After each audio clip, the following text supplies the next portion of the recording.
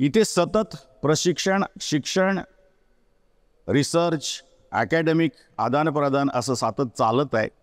ही एक मला असं वाटतं की अत्यंत समाधानाची गोष्ट आहे। जी कला जोपासना ही जी कार्यशाळा आहे, हा जो वर्ग इथे आयोजित केला आहे, ते एक फार मोलाचं आणि महत्त्वाचं कार्य आहे। मला असं वाटतं की ज्या समाजामध्ये कला जोपासल्या जातात तो समाज हा विध्वंसापासून दूर राहतो।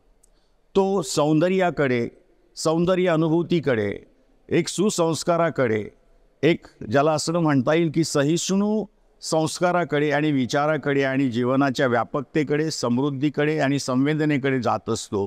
आणि ते जोपासणं, त्याच्यासाठी कार्यशाळा करणं आणि संपूर्ण महाराष्ट्रातून इथे मंडळी आलेली आहे।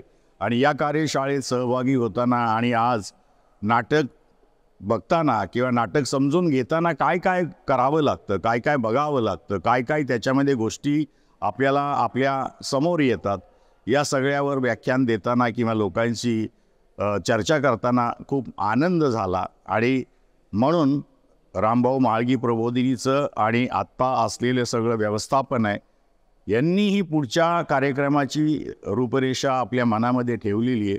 त्या सगळ्यांचं मनापासून कौतुक करतो, अभिनंदन करतो।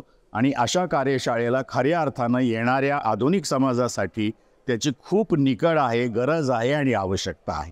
धन्यवाद।